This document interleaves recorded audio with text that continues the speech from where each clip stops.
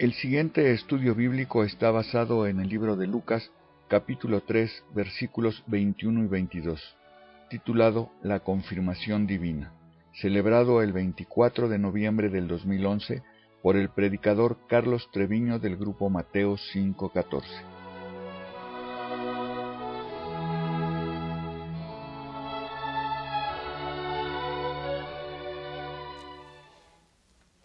Estamos en el capítulo 3 del Evangelio de Lucas, más o menos terminando el capítulo, y en esta ocasión vamos a ver los versículos 21 y 22 del Evangelio de Lucas, en donde podemos darle un título a este estudio de la confirmación divina.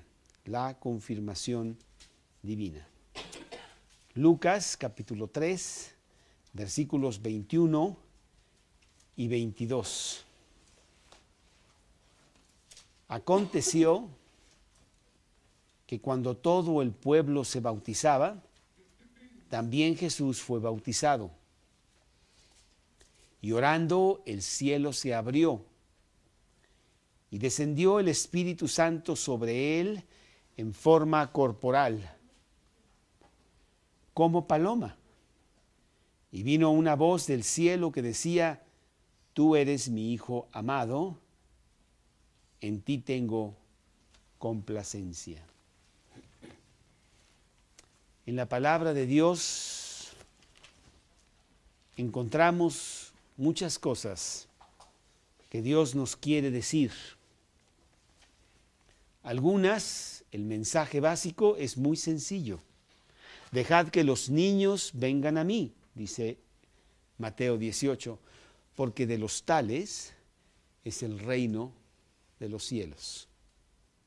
Y no estaba necesariamente hablando de niños físicos, sino estaba hablando de que todos nosotros debemos de hacernos como niños y con esa inocencia, con esa sencillez, venir a Cristo totalmente en fe para apropiarnos de la gran salvación gratis que Él tiene para cada uno de nosotros.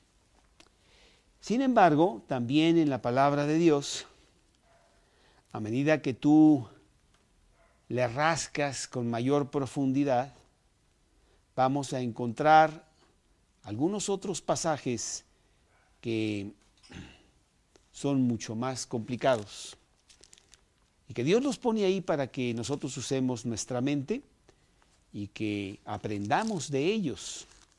Déjame ver si encuentro este versículo que sí está en Segunda de Pedro, en el versículo 3:15, y dice: y tened entendido que la paciencia de nuestro Señor Jesucristo es para salvación, como también nuestro amado hermano Pablo, según la sabiduría que le ha sido dada, os ha escrito, casi en todas sus epístolas, hablando en ellas de estas cosas, entre las cuales hay algunas difíciles de entender, las cuales los indoctos e inconstantes tuercen, como también las otras escrituras, para su propia perdición.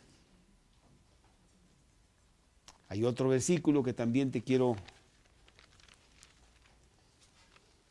citar, que está, según me acuerdo, déjame ver, Deuteronomio 29:29, y dice así: las cosas secretas pertenecen a Jehová nuestro Dios, mas las reveladas son para nosotros y para nuestros hijos para siempre, para que cumplamos todas las palabras de esta ley.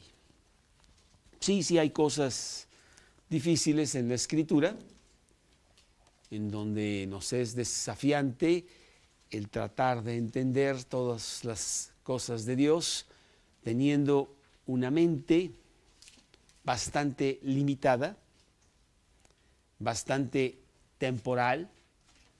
Decía yo que una vida no es suficiente para estudiar la palabra de Dios y se nos va la vida y no acabamos. Y además una mente desconchinflada, yo uso esa palabra específicamente. Está muy averiada por el pecado.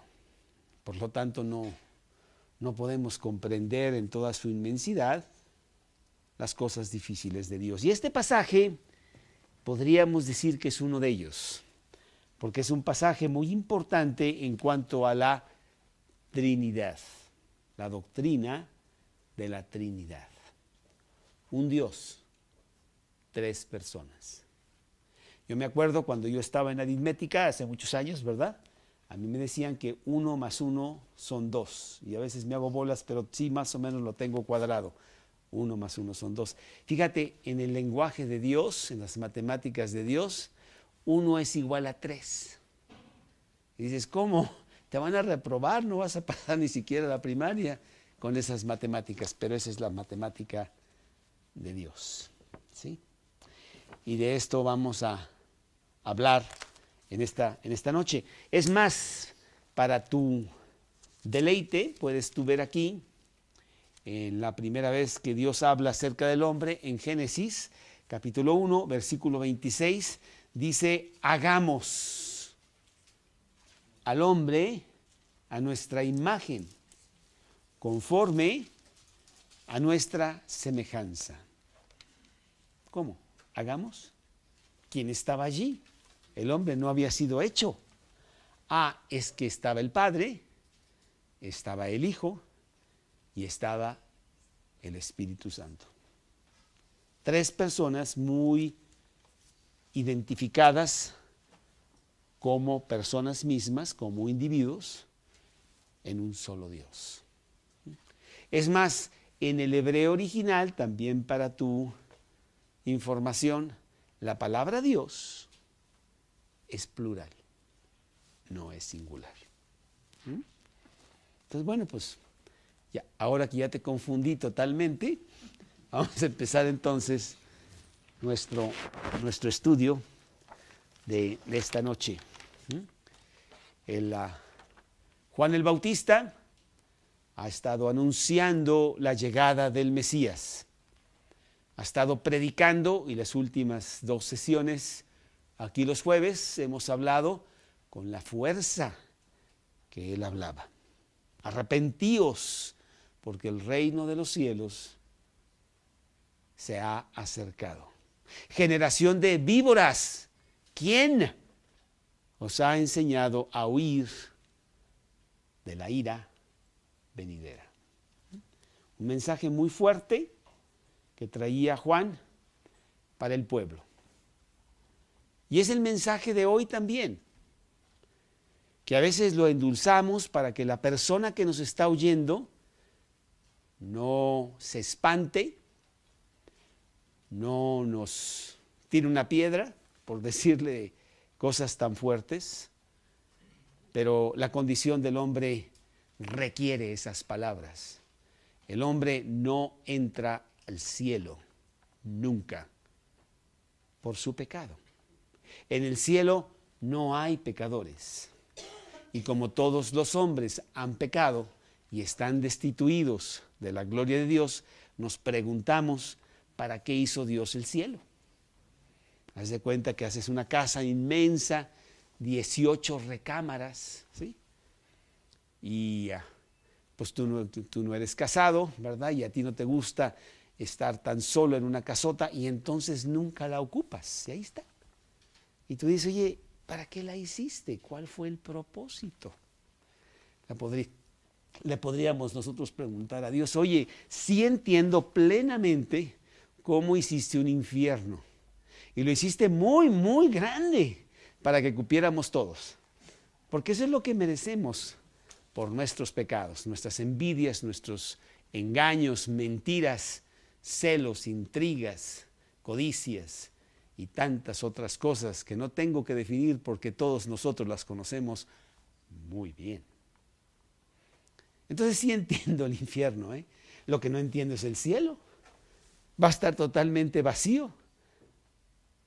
Bueno, pues no es así, ¿verdad? Porque Dios arregló todo para que algunos pudieran entrar al cielo, basado en lo que Cristo hizo en la cruz, porque Él pagó por los pecados de todos, para que todo aquel que cree en Él no se pierda, mas tenga vida eterna. Y eso es lo que estaba predicando Juan el Bautista. Decíamos que los tiempos eran tiempos muy feos allá en Israel. El pueblo escogido de Dios estaba en total tinieblas, conquistado por Roma, totalmente aplastado por la fuerza de Roma y manipulado por los religiosos de ese tiempo, los fariseos y los escribas, que estaban lejos, muy lejos de predicar realmente la realidad de Dios.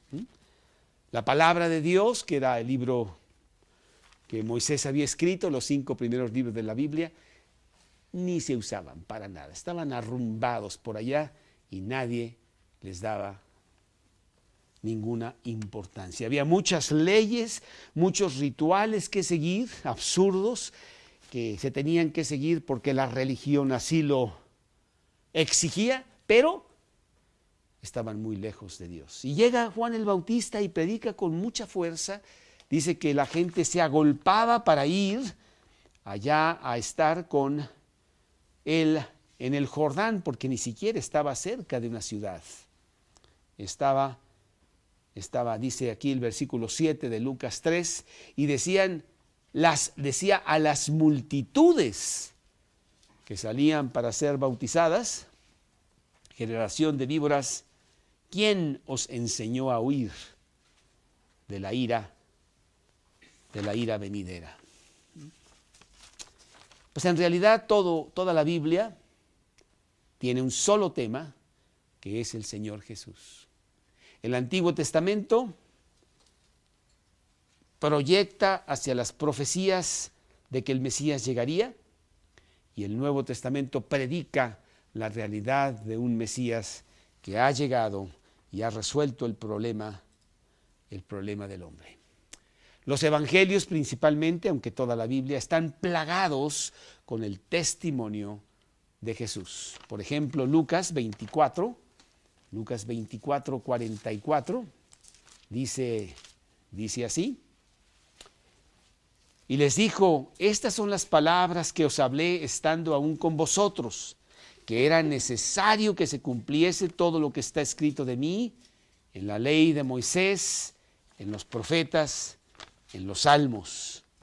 Juan 5:39, escudriñad las escrituras, porque a vosotros os parece que en ellas tenéis la vida eterna, y ellas son las que dan testimonio de mí. Apocalipsis 19:10, dice Apocalipsis 19:10, yo me postré a sus pies para adorarle. Es Juan hablando con un ángel. Y él me dijo, mira, no lo hagas. Yo soy consiervo tuyo y de tus hermanos que retienen el testimonio de Jesús. Adora a Dios, porque el testimonio de Jesús es el espíritu de la profecía. El testimonio de Jesús. Y ese testimonio vino en obras también. Llegó Jesús y se puso a hacer una serie de milagros como testimonio de quién era Él. Juan capítulo 5, versículo 36. Juan 5, 36. Mas yo tengo mayor testimonio que el de Juan. Juan el Bautista da testimonio de mí, yo tengo mayor testimonio. Porque las obras que el Padre me dio que cumpliese, las mismas obras que yo hago, dan testimonio de mí, que el Padre me ha enviado. Jesús está sellando que Él es el Mesías con las cosas que Él predica, con las cosas que Él hace, sus milagros. Los apóstoles también dan testimonio poderoso de Él. Pedro, por ejemplo, Mateo 16:15, Mateo 16:15, dice, ellos dijeron, unos Juan el Bautista, otros Elías, otros Jeremías o alguno de los profetas. Y les dijo, ¿y vosotros quién decís que soy yo? Respondiendo Simón Pedro dijo, tú eres el Cristo, el Hijo del Dios viviente. Mateo 16:16. O Juan mismo, Juan capítulo 19, versículo 35. Juan 19, 35. Y el que lo vio, da testimonio, y su testimonio es verdadero, y él sabe que dice verdad, para que vosotros también creáis. Dice Juan. Todos realmente estuvieron testificando poderosamente de Jesús. Hechos 4:33. Hechos 4:33. Y con gran poder los apóstoles daban testimonio de la resurrección del Señor Jesús, y abundante gracia era sobre todos ellos. Juan el Bautista mismo, pues eso es lo que él estaba haciendo con su predicación. Juan 1:7, Juan 1:7. Este vino por testimonio. ¿Quién? Juan el Bautista. Este vino por testimonio, para que diese testimonio de la luz, a fin de que todos creyesen en él. Versículo 15.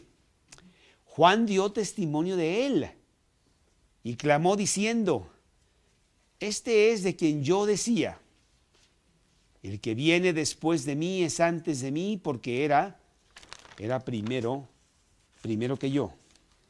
Juan 1:29. El siguiente día vio Juan a Jesús que venía a él y dijo, he aquí el Cordero de Dios que quita el pecado del mundo. Y luego el versículo 34, y yo le vi y he dado testimonio de que este es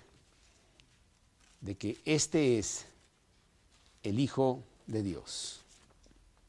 Sus discípulos, Juan 3:26.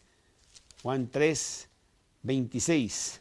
Y vinieron a Juan y le dijeron los discípulos de Juan el Bautista, Rabí, mira, el que estaba contigo al otro lado del Jordán, de quien tú diste testimonio, bautiza, y todos vienen a él. Los ángeles mismos dan testimonio de Jesús. Lucas 1:35, que ya lo vimos hace unas semanas aquí cuando pasamos por esa porción de la Escritura, 1:35. Respondiendo el ángel le dijo, el Espíritu Santo vendrá sobre ti y el poder del Altísimo te cubrirá con su sombra, por lo cual también el santo que nacerá será llamado Hijo de Dios. Los demonios hablan de Cristo y dan testimonio de él. Marcos 1:24. Marcos 1:24. Diciendo, ¿qué tienes con nosotros, Jesús Nazareno? ¿Has venido para destruirnos? Sé quién eres, el Santo de Dios. El Espíritu Santo da testimonio de él. Juan 15:26. Juan 15:26. Pero cuando venga el Consolador, a quien yo os enviaré del Padre, el Espíritu de verdad, el cual procede del Padre, él dará testimonio acerca de mí. Juan 16:13 y 14. Juan 16:13 y 14. Pero cuando venga el Espíritu de verdad, el cual os guiará a toda la verdad, porque no hablará por su propia cuenta, sino que hablará todo lo que oyere, y os hará saber todas las cosas que habrán de venir. Él me glorificará porque tomará de lo mío y os lo hará saber. Hechos 5, 31 y 32. Hechos 5, 31 y 32. A este Dios ha exaltado con su diestra por príncipe y salvador para dar a Israel arrepentimiento y perdón de pecados. Y nosotros somos testigos suyos de estas cosas. Y también el Espíritu Santo, el cual ha dado Dios a los que le obedecen. Juan, primera de Juan 5, primera de Juan, capítulo 5, y mira, te estoy dando muchos versículos del testimonio de Jesús. Juan 5, 6. Este es Jesucristo que vino mediante agua y sangre. No mediante agua solamente, sino mediante agua y sangre. Y el Espíritu Santo es el que da testimonio, porque el Espíritu es la verdad. Bueno, el mismo Dios el Padre da testimonio de Él. Juan 5, 37. Juan 5, 37. Dice Juan 5, 37. También el Padre que me envió ha dado testimonio de mí. Nunca habéis oído su voz, ni habéis visto su aspecto. Y el 8, 18, ahí mismo de Juan, 8, 18. Yo soy el que doy testimonio de mí mismo, y el Padre que me envió da testimonio de mí.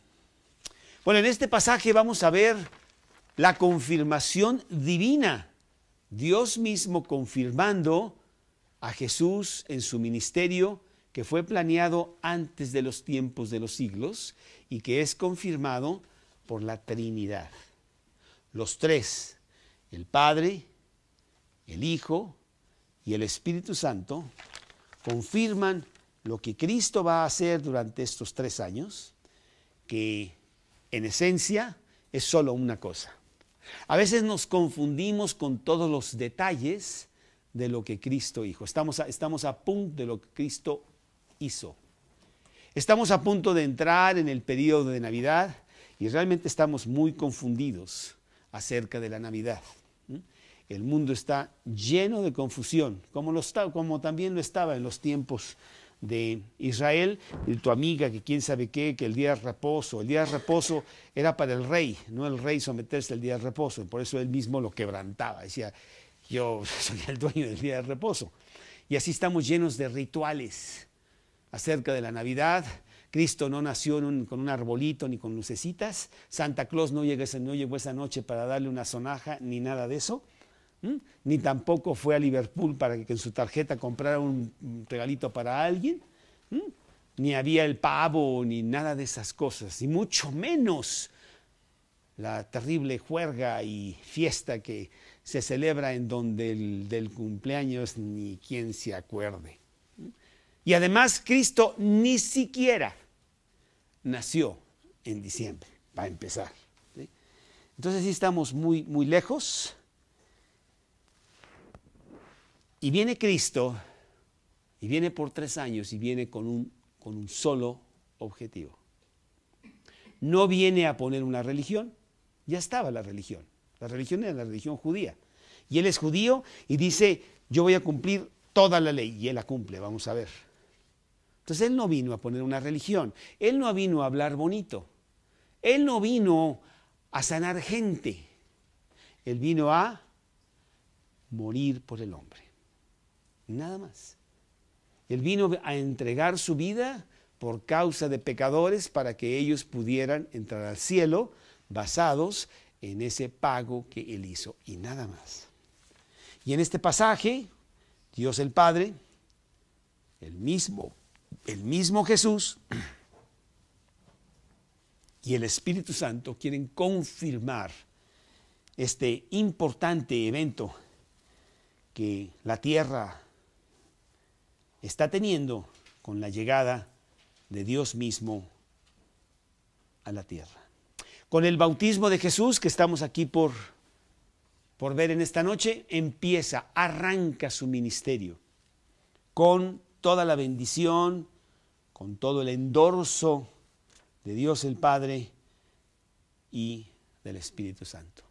Y es un pasaje muy importante, que es un pasaje que podríamos denominar un pasaje trinitario. Habla de la Trinidad, ¿no? Es más, dice la Biblia que es un misterio. Es un misterio, ¿no? En donde pues, los grandes teólogos de todos los tiempos, entre ellos Agustín de Hippo, el gran obispo de Hippo, allá en el norte de África, siglo IV, que muchos lo conocen como San Agustín, pero desde San no tenía nada, era un hombre como nosotros, pero un gran teólogo. Él nunca pudo entender la Trinidad, nunca, ni tú ni yo. Pero bueno, pues aquí está y nosotros nos apropiamos de ella por fe.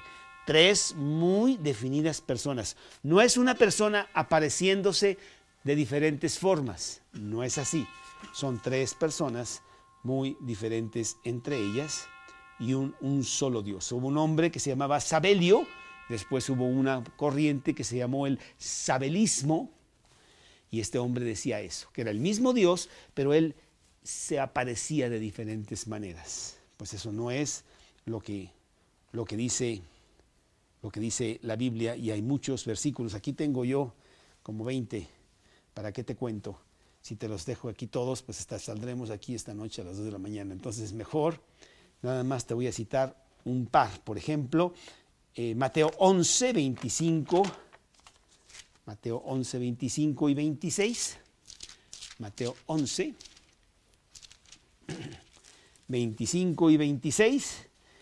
En aquel tiempo respondiendo Jesús dijo: Te alabo, Padre, Señor del cielo y de la tierra, porque escondiste estas cosas de los sabios y de los entendidos y las revelaste a los niños. Y Padre, porque así te agradó. Aquí tenemos a Jesús hablándole al Padre. ¿Cómo? A ver, espérate. Dios hablándose a Dios. Yo hablando conmigo mismo, ¿qué? ¿Enfrente del espejo?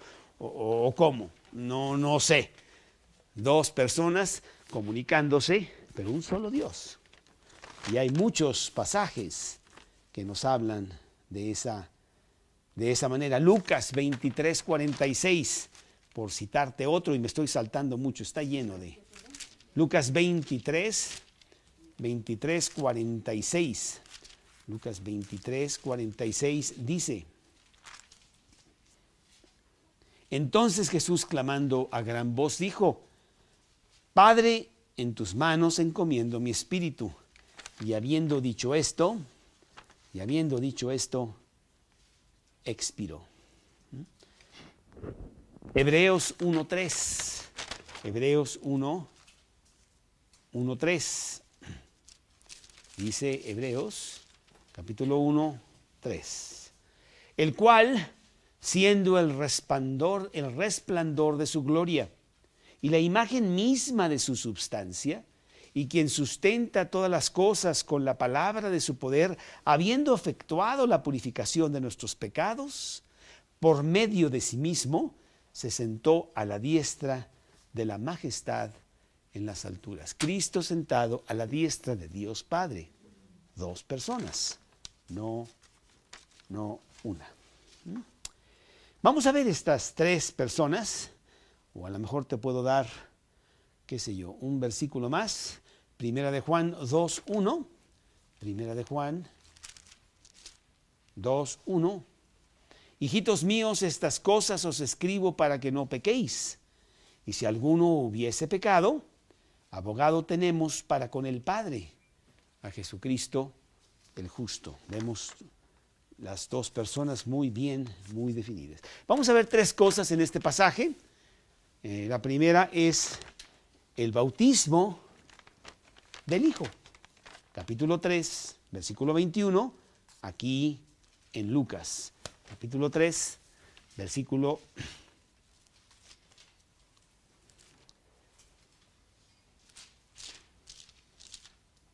Aconteció que cuando todo el pueblo se bautizaba, también Jesús fue bautizado. Y orando, el cielo se abrió. Juan tenía el muy específico ministerio de bautizar.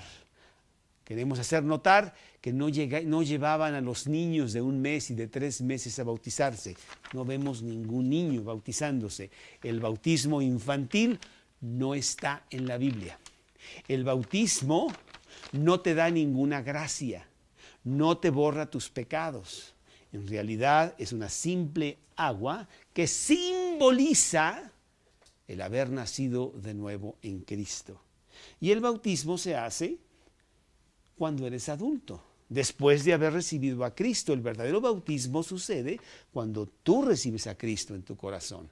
En ese momento tú mueres y vienes a una nueva vida. De modo que si alguno está en Cristo, nueva criatura es. Las cosas viejas pasaron, y aquí todas son hechas nuevas, dice 2 Corintios 5:17. Cuando tú vas y te bautizas, después de haber recibido a Cristo, lo que estás haciendo es dando un testimonio de que tú has recibido a Cristo y de que tú eres una nueva persona. Tú te metes al agua y mira, lo hemos hecho en el río, lo hemos hecho en el mar, lo hemos hecho en albercas de agua fría aquí en la Ciudad de México, lo hemos hecho, me acuerdo allá en Carrillo, en el mar, allá en las costas de Costa Rica, muy bonito, muy sabroso, en un atardecer precioso, ¿verdad? Nos metimos al agua y ahí nos bautizamos. Mi hermana se bautizó en el Jordán, fue a un viaje por allá, no se había bautizado y ella se bautizó en el Jordán. No importa, pero el bautismo es un testimonio. Señores, esto es lo que yo he hecho acá dentro en mi corazón. Yo he nacido de nuevo. Cristo ha entrado a mi corazón y soy una nueva persona. Y te lo voy a demostrar a ti sumergiéndome en el agua, como simbolizando mi muerte y naciendo a una nueva vida, porque soy una nueva criatura. Que es lo que Jesús le dijo a Nicodemo: os es necesario nacer de nuevo. Y aquí vemos a Jesús que viene y se va a bautizar en el Jordán. Y dice todo el pueblo, pero es simbólico. No creas tú que toda Roma fue al Jordán a bautizarse con Juan el Bautista, no, para nada. Sino diciendo una gran multitud de gente estaba atendiendo lo que este profeta estaba predicando y haciendo. Y mucha gente quería bautizarse. Pero realmente queremos también hacer ver que no todos. Juan 7:30. Juan 7:30. Mas los fariseos y los intérpretes de la ley desecharon los designios de Dios respecto de sí mismos, no siendo bautizados por Juan. Entonces tenemos que tener mucho cuidado en la palabra de Dios cuando nos dice ciertas cosas, al estudiarla, ver realmente el contexto real, ¿no? Muchas veces dices, y todo el mundo. Pues ¿cuál mundo? Pues estaban allí en Jerusalén, no está hablando de que los incas fueron hasta Jerusalén, ¿verdad? No tendría sentido. Entonces agarramos el sentido correcto.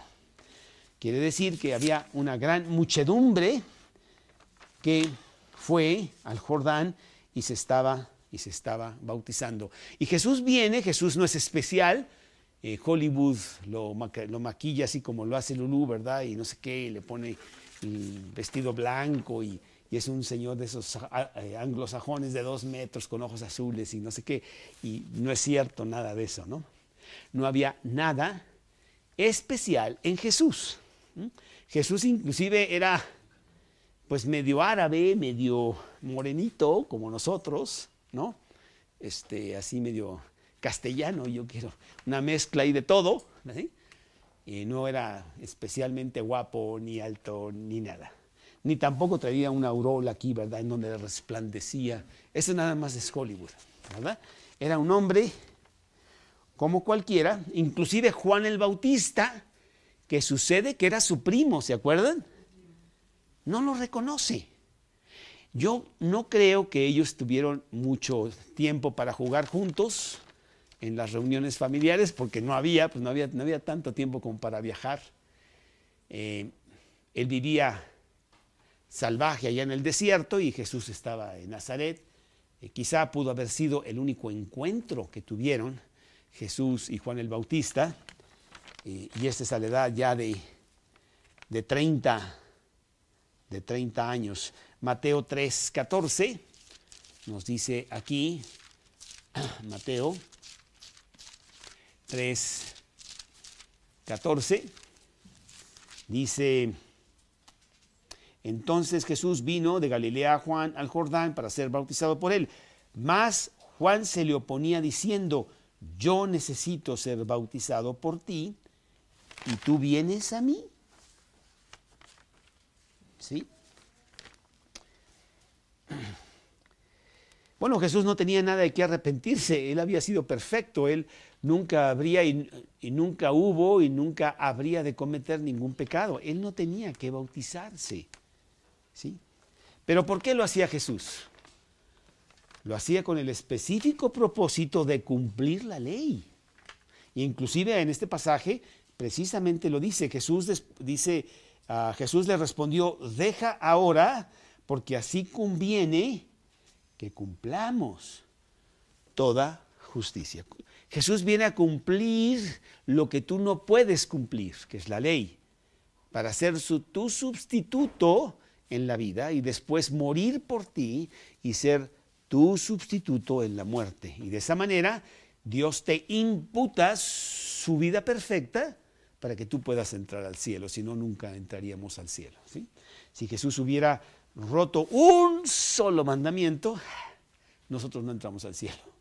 Entonces Él inclusive dice: no, yo tengo que bautizarme, porque hay que cumplir toda la ley. Era esencial que Él cumpliera la ley, y lo hace constantemente. ¿Te acuerdas cuando van y le piden el impuesto de las 2 dracmas? Y entonces dice: oye, yo estoy exento, pues yo soy Dios, ¿cómo crees que yo voy a pagar impuestos? Pero para cumplir la ley, le dice a Pedro: vete ahí al lago, saca un pescado, y ahí en el pescado vas a encontrar una moneda, y con esa moneda paga tu impuesto y el mío. Y ya, se acabó.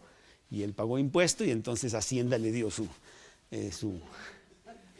acta y ya no tenían que meter a la cárcel ni nada de esas cosas, ¿verdad? Así es. El bautismo de Jesús se encuentra en los 3 evangelios primeros, y en Juan está totalmente implicado. Pero en Lucas dice que él oraba.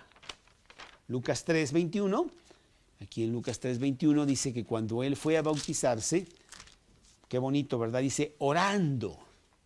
Jesús lo vemos orando todo el tiempo. Jesús lo vemos en gran comunión con el Padre, una comunión que prevalece por toda la eternidad. ¿Habría un desacuerdo entre el Padre, el Hijo y el Espíritu Santo alguna vez en donde tuvieron que votar y decir: no, vamos a tener que votar porque aquí no nos ponemos de acuerdo? Y quedaron 2 contra 1 o algo así, ¿verdad? Nunca, ¿no? Había un acuerdo total, absoluto, una comunión profunda, con una sola excepción, que es cuando Cristo está sustituyéndote a ti en la cruz. Y ahí sí Él grita: Dios mío, ¿por qué me has desamparado? Y toda la ira de Dios está sobre Él. Inclusive te acuerdas que hubo tinieblas durante ese tiempo, porque realmente se había roto la comunión entre el Padre y el Hijo. El Hijo no era el Hijo de Dios en ese momento, eras tú quien estaba recibiendo todo el castigo de Dios. Pero fuera de eso, vemos a Jesús constantemente en oración con el Padre, todo el tiempo, de muchas maneras, antes de hacer un milagro, después de hacer un milagro, cuando está seleccionando a los apóstoles, cuando está a punto de llegar a Jerusalén para morir, siempre cuando está en Getsemaní, Él está orando al Padre, que nos es a nosotros una gran enseñanza de pasar mucho tiempo en oración. Marcos, por ejemplo, Marcos 1, y aquí traigo muchos versículos, pero me los voy a tener que saltar, si no, no vamos a acabar. Marcos 1:35. Levantándose muy de mañana, siendo aún oscuro, salió y se fue a un lugar desierto, y ahí oraba. Juan 6:15 Juan 6. No es 15, perdón. Déjame ver. Sí. Pero entendiendo Jesús que habían de venir para apoderarse de él y hacerle rey, volvió a retirarse al monte él solo. Sí, porque él pasaba mucho tiempo orando. Lucas 6:12. En aquellos días él fue al monte a orar y pasó la noche orando a Dios. Qué preciosa práctica nos enseña Jesús de la oración. Lucas 11:1. Aconteció que estaba Jesús orando en un lugar y cuando terminó, uno de sus discípulos le dijo: Señor, enséñanos a orar, como también Juan enseñó a sus discípulos. La oración, constantemente. Dice que cuando tú oras, el cielo se abre. Dios está específicamente esperando tu oración. La comunicación se abre. No sé si te has fijado que de repente marcas y pip, y de repente ya, ¡hola! ¡Ah! Ya lo agarré. Por fin, no había estado y ya voy a hablar con él, con este aparato que se llama el teléfono. Así hablamos nosotros con este aparato que se llama la oración. Y el cielo se abre para con nosotros. Y pasamos un tiempo maravilloso en donde Dios nos eleva y nos lleva y se nos olvida todo lo que pasó y dónde estamos. Todas las preocupaciones o problemas o diferentes obligaciones, todo se olvida y volamos como Peter Pan. Ya, se fue. Volarás en la oración con Jesús. Nos enseña cómo abrir realmente el cielo. Ezequiel 1:1, el libro del Antiguo Testamento, nomás para que veas cómo tan fácil que es que el cielo se abra. Aconteció en el año 30, en el mes cuarto, a los 5 días del mes, que estando yo en medio de los cautivos junto al río Quebar, los cielos se abrieron y vi visiones de Dios. Hechos 7:55. Hechos 7:55. Pero Esteban, lleno del Espíritu Santo, puestos los ojos en el cielo, vio la gloria de Dios y a Jesús que estaba a la diestra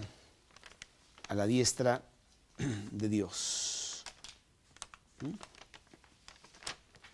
Pues tú quieres entonces que el cielo se abra para contigo, pues lo que tienes que hacer es pasar tiempo en oración. Apocalipsis 19:11. Apocalipsis 19:11. Entonces vi el cielo abierto y he aquí un caballo blanco y el que lo montaba se llamaba Fiel y Verdadero y con justicia juzga y pelea.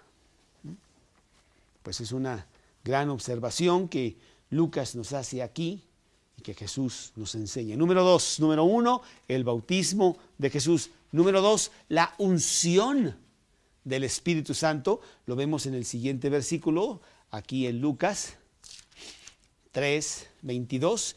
Y descendió el Espíritu Santo sobre él en forma corporal como paloma, dice el versículo. Dios tuvo comunión constante con el Espíritu Santo desde siempre. No quiere decir este versículo que en ese momento el Espíritu Santo viene y entonces Jesús está lleno del Espíritu, porque no es así. El ángel ya había anunciado que Jesús desde el vientre iba a estar lleno del Espíritu. Él siempre lo tuvo, todo ese poder. Por ejemplo, Romanos 8:9. Romanos capítulo 8, versículo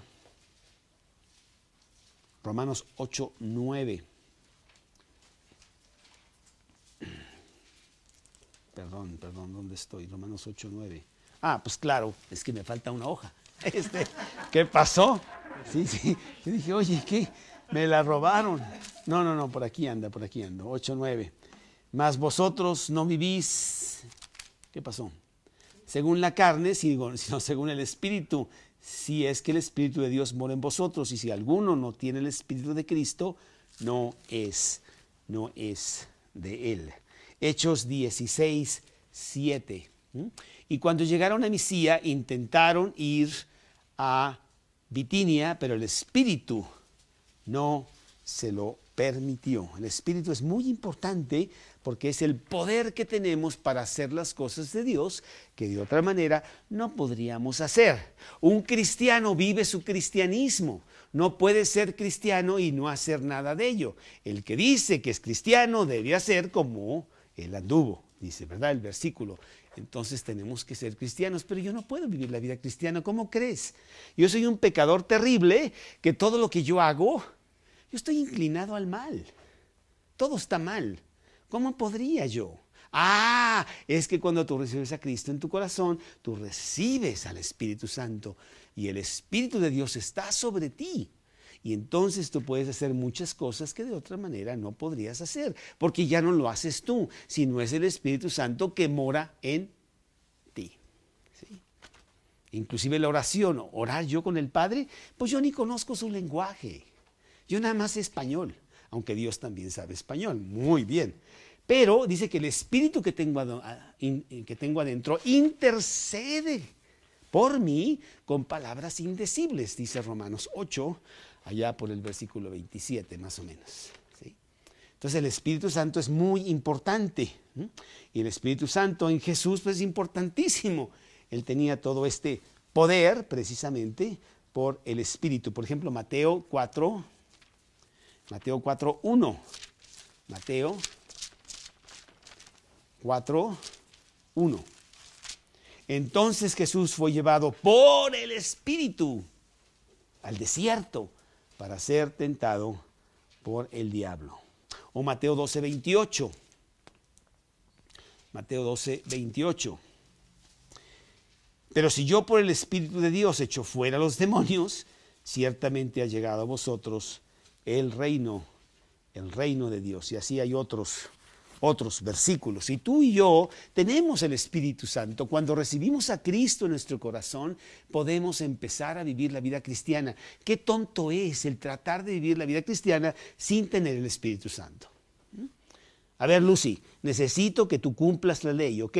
No puedes, si tú pecas, no entras al cielo, tú eres abusada. Esto, lo otro. Oye, espérame. No, a ver cómo le haces. Tú tienes que ser buena.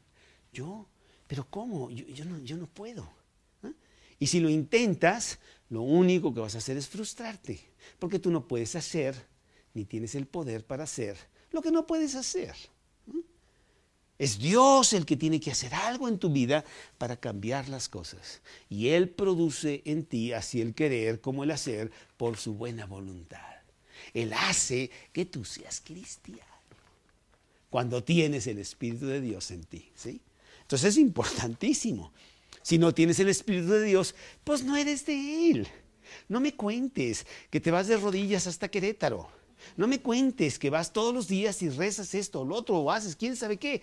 No sirve. Necesitas tener el Espíritu de Dios. Es una cosa interna, es aquí adentro.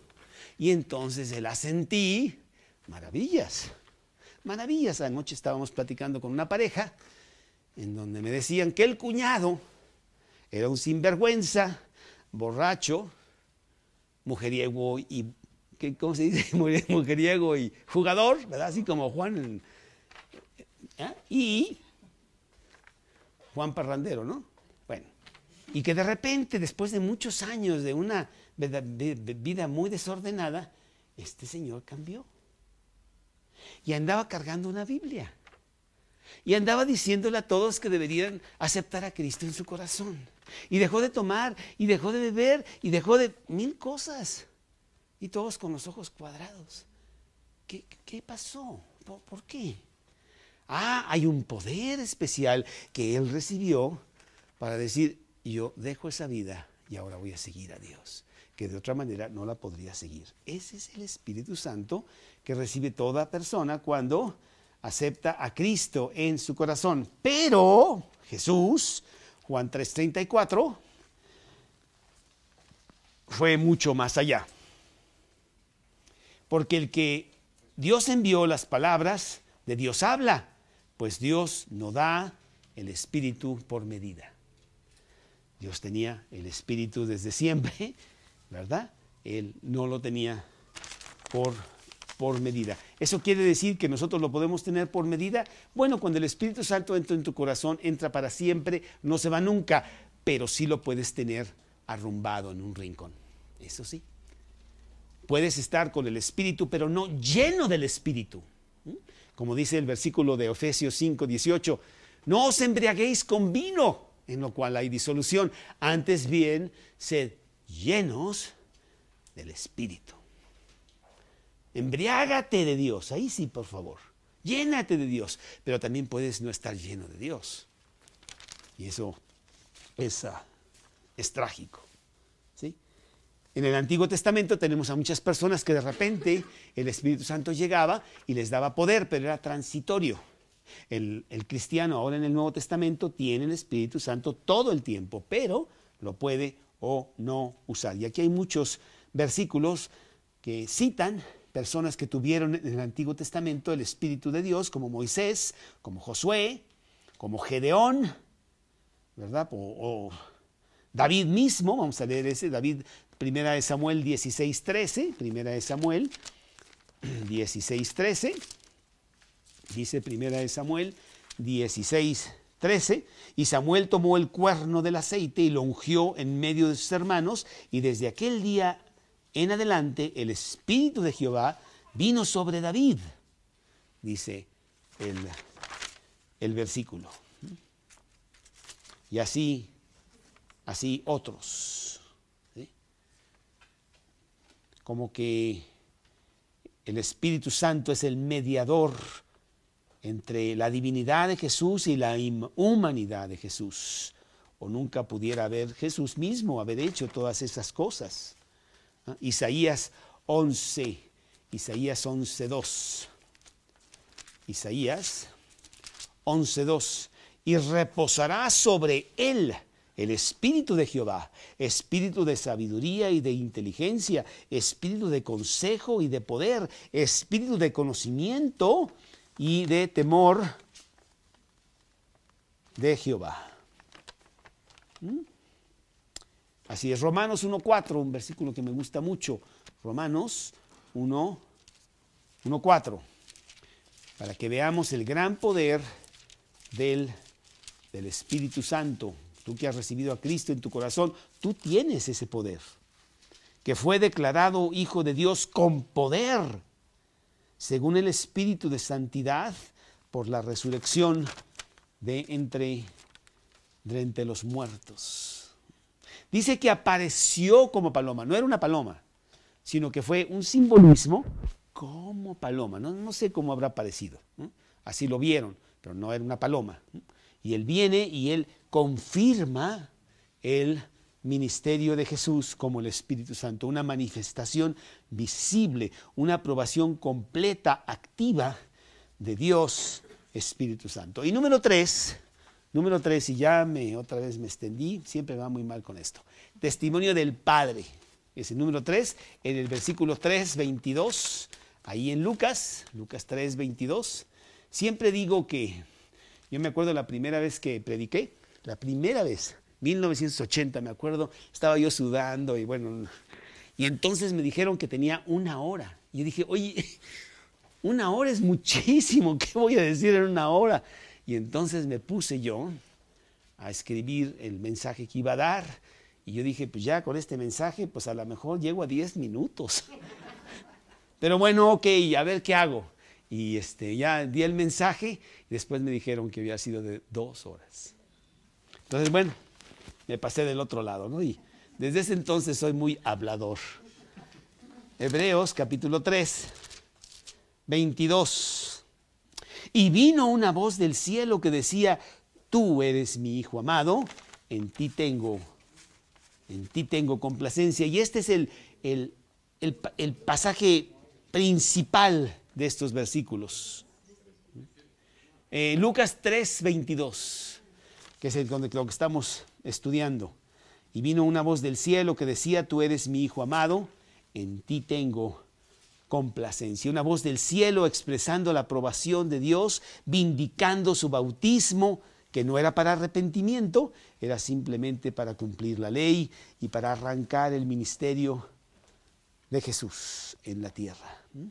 En donde dice, este es mi hijo amado, mi hijo, y ya lo hablamos en otro estudio, en donde no estamos hablando de origen, estamos hablando de naturaleza, en donde el hijo y el padre, cuando hablamos de naturaleza, quiere decir que son iguales, iguales. Y si bien sabían los escribas y fariseos esto, porque se echaron contra Jesús en cuanto él dijo que él era el Hijo de Dios. ¿Cómo te atreves tú a decir que eres igual a Dios? Ellos entendieron perfectamente la frase, ¿no? Nosotros a veces no la entendemos porque hablamos de origen. Mira, te presento a mi hijo. Ah, es el origen de este niño. No, la naturaleza de este niño es diferente. ¿Sí? Juan 5, creo que es 5:18 o 5:19. Juan 5:18. Por esto los judíos aún más procuraban matarle, porque no solo quebrantaba el día de reposo, sino que también decía que Dios era su propio Padre, haciéndose igual a Dios. Bueno, pues aquí es muy bonito ver la confirmación divina en público. No podría haber sido más reveladora, pero la gente pues no lo tomó para sí, sino que lo rechazaron y finalmente lo crucificaron y lo mataron. Pero cuando tú recibes a Cristo en tu corazón, qué precioso es tener esta confirmación para ti mismo. La confirmación divina de que tú eres seguidor de Cristo, de que tú eres cristiano, de que el cielo se ha abierto para ti. Primero en cuanto a comunicación y un día en cuanto a habitación, porque tú vivirás en el cielo eternamente con Dios, glorificándole, no por lo que hiciste, no por haber sido muy bueno, sino por haber recibido a Cristo en tu corazón, por haber tenido el privilegio de que el sacrificio de la cruz sea tuyo. Con la confirmación del Padre, del Hijo y del Espíritu Santo. Un último versículo, Hechos 2, 22 y 23. Hechos 2, 22 y 23. Varones israelitas, oíd estas palabras. Jesús Nazareno, varón aprobado por Dios entre vosotros, con las maravillas, prodigios y señales que Dios hizo entre vosotros por medio de él, como vosotros mismos sabéis, a este, entregado por el determinado consejo y anticipado conocimiento de Dios, prendisteis y matasteis por manos de inicuos, crucificándole, al cual Dios levantó, sueltos los dolores de la muerte, por cuanto era imposible que fuese retenido por ella. Qué maravilloso tener a Cristo en tu corazón. Yo quiero preguntarte si tienes a Cristo en tu corazón. Muy importante. Si tienes a Cristo en tu corazón, tú tienes la Trinidad, tienes la aprobación del Padre, el poder del Espíritu Santo y el intermediario entre Dios y los hombres, Jesucristo hombre, que es tu abogado ante el Padre para todas las cosas que tú quieras. Puedes ir al trono mismo de Dios y ahí presentarte con tu abogado para todo lo que tú quieras ante el Padre. ¡Qué maravilloso! Por lo tanto, hay gran seguridad, gran fuerza para poder caminar por aquí en la vida teniendo a Cristo en nuestro corazón. ¿Lo tienes? No te estoy preguntando si estás leyendo la Biblia. No te estoy preguntando si vienes los jueves temprano. No te estoy preguntando si estás invitando gente a la pastorela o a la plática. Inclusive no te estoy preguntando si llevas una vida cristiana congruente. Te estoy preguntando si Cristo está en tu corazón, si el poder de Dios está en tu vida, si tienes comunión directa con Cristo, habiendo quitado el obstáculo de los pecados, porque tú le has hecho el Salvador y Señor de tu vida. Ojalá. Ojalá, porque no hay otro medio para llegar al cielo. No hay otro medio para vivir bien aquí. Mira lo que está pasando allá afuera.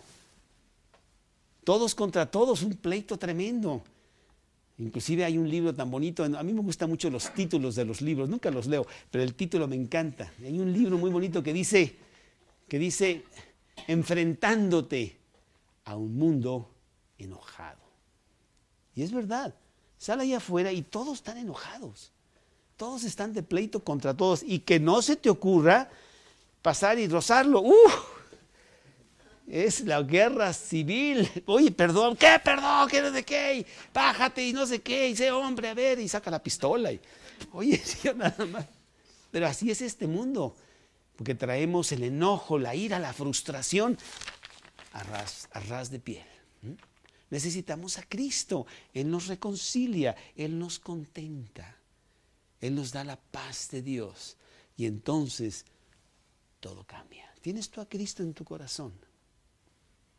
Vamos a orar en esta noche y yo quiero pedirte a ti que tengas duda de que Cristo esté en tu corazón, de que tú hables con Él en esta noche y le pidas que entre a tu corazón y que empiece esa vida de paz, de contentamiento, de fuerza en tu vida con Cristo en tu corazón. Yo voy a hacer una pequeña oración, repítela conmigo, en silencio, en el silencio de tu corazón.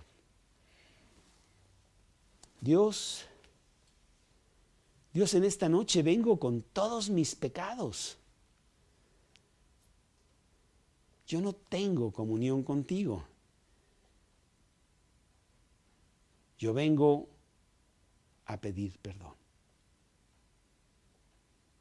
No hay excusa. Y basado en las promesas de la Biblia, basado en lo que tú hiciste por mí, allá en esa cruz, Cristo entra a mi corazón.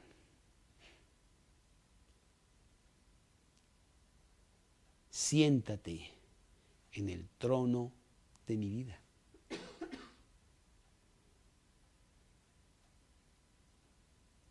Regálame la vida eterna.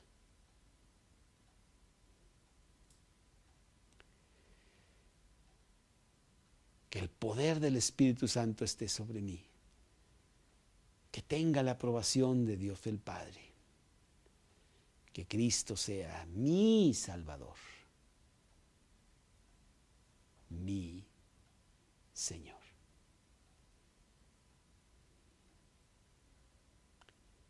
Te lo pido en el nombre de Cristo Jesús.